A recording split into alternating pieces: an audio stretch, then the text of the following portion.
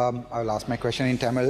பாராளுமன்ற நிலையியல் கட்டளை சட்டம் 27(2) கீழ் கௌரவ நீரியல் துறை அமைச்சர் ராமலிங்கம் சந்திரசேகர் அவர்களிடம் கேட்கப்படுகின்ற கேள்விகள். அன்பிக்கும் மதிப்புக்கும் உரிய ராமலிங்கம் சந்திரசேகர் அமைச்சர் அவர்களே, உங்களது எனது முதற்கண் சிரிக்காதீங்க ஐயா, வணக்கங்கள். வடமாகாணத்தின் ஒரே ஒரு அமைச்சராகவும் அதே நேரம் தமிழ் மக்களின் ஒரு வடமாகாணத்துக்கு வந்து ஒரு போட்டில் தமிழ் மக்களின் ஒரே ஒரு அமைச்சர் பிரதிநிதியாக இருக்கும் தாங்கள் மீன்பிடித்துறை அமைச்சர் என்பது மிகவும் சந்தோஷத்துக்குரிய விடயம். தங்களுடைய அமைச்சகத்தின் கீழ் பல்வேறு ஊழல் முறைப்பாடுகள் பொதுமக்களால் வைக்கப்படுகின்ற போதும் அது தொடர்பாக எந்த ஒரு நடவடிக்கையும் இதுவரை நீங்கள் மேற்கொள்ளாதது மிகவும் கவலைக்குரியது. கீழே குற்றஞ்சாட்டப்படுகின்ற ஊழல் குற்றச்சாட்டுகள் தங்கள் மீது இருப்பதால் அவற்றை நிவர்த்தி செய்யும் வண்ணம் தங்களால் இந்த பாராளுமன்றத்துக்கு கீழ்வரும் கேள்விகளுக்கு நியாயமான ஆதாரபூர்வமான பதில்களை தர முடியுமா, இல்லை என்றால் ஏன்?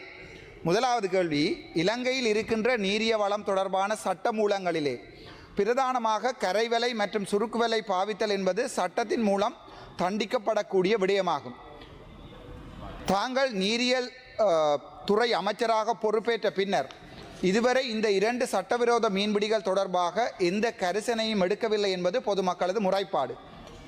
இதுவரை இந்த சட்டவிரோத செயற்பாடுகள் தொடர்பாக வடக்கு கிழக்கிலே ஒவ்வொரு மாவட்டத்திலும் தங்களுடைய அமைச்சின்கள் பதியப்பட்ட வழக்குகள் எத்தனை என்பதை தெளிவுபடுத்த முடியுமா? அது முதலாவது கேள்வி. இரண்டாவது கேள்வி, இவ்வாறான சட்டவிரோத செயற்பாடுகள் நடைபெறுகின்ற போது மீனவர்கள் மிகவும் பாதிக்கப்படுகிறார்கள் என்பது அவர்களுடைய முறைப்பாடு.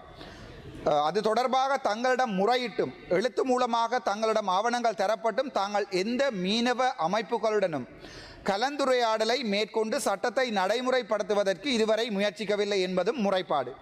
தாங்கள் மீனவ அமைப்புகளிடம் எந்தெந்த பிரதேசங்களில் சந்திப்புகளை ஏற்படுத்தி இருந்தீர்கள், அவர்களுடைய முறைப்பாடுகள் என்னென்ன, அதற்கு தாங்கள் எடுத்த நடவடிக்கைகள் என்ன என்பதை தெரிவுபடுத்த முடியுமா? மூன்றாவது கேள்வி, கரையோர பிரதேசங்களிலே கடல் அட்டை பண்ணைகளுக்கு அனுமதி வழங்குவது தங்களுடைய அமைச்சகத்தின் கீழ் ஒரு பொறுப்பாக வருகின்ற போதும் இதுவரை இவற்றை நியாயமான முறையில் தாங்கள் மேற்பார்வை செய்யவில்லை என்பது பொதுமக்கள் முறைப்பாடு. பண்ணைக்கு அனுமதி கடற்பட்டை பண்ணைக்கு அனுமதி வழங்குவதில் கையூட்டல் பெறப்படுகிறது என்பது பொதுமக்களின் முறைப்பாடு. தங்களுடைய பினாமிகளின் பெயரில் இவ்வாறான கையூட்டல்கள் வேண்டப்படுகிறதா? இதற்குரிய ஆதாரங்களை நான் இந்த பாராளுமன்றத்தில் சமர்ப்பித்தால் அவற்றை ஏற்றுக்கொள்ள முடியுமா? அதற்குரிய நடவடிக்கை எடுக்க முடியுமா? அது மூன்றாவது கேள்வி. நான்காவது கேள்வி, யாழ்ப்பாணம் மற்றும் முல்லைத்தீவு போன்ற பிரதேசங்களிலே மீன்பிடித்துறை இயக்குநரை தற்காலிகமாக தாங்கள் இடமாற்றி இருப்பதாக பொதுமக்கள் முறைப்பாடு அளிக்கிறார்கள்.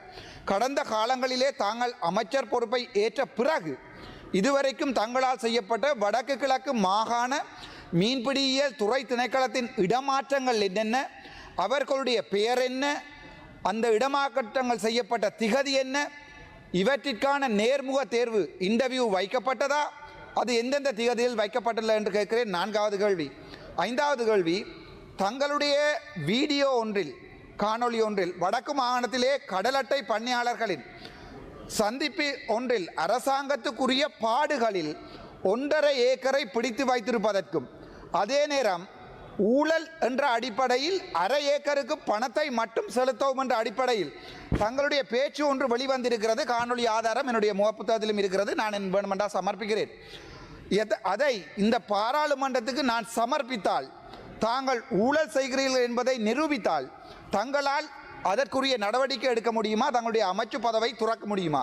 ஆறாவது கேள்வி, இதுவரை மயிலிட்டியில் மற்றும் குறியாட்டுவான் இறங்கு துறைகளில் தங்களுடைய அமைச்சின் கீழ் மேற்கொள்ளப்படும் அபிவிருத்தி நடவடிக்கைகளில் ப்ரொஜெக்ட் ஒவ்வொன்றாக தனித்தனியாக அவர்களுடைய பெறுமதி எவ்வளவு, அதற்குரிய கால வரையறை என்ன, அதற்குரிய ப்ரொஜெக்ட் ப்ரொபோசலை இங்கே பாராளுமன்றத்தில் சமர்ப்பிக்க முடியுமா என்று கேட்கிறேன். நன்றி. கௌரவ சபாநாயகர் அவர்களே, கௌரவ உறுப்பினர் அர்ஜுனா அவர்கள் கேட்ட கேள்விக்கு ஆன பதிலை பெற்றுக் கொடுப்பதற்கு இன்னும் 2 வாரங்களுக்கு கால அவகாசத்தை கேட்கின்றேன்.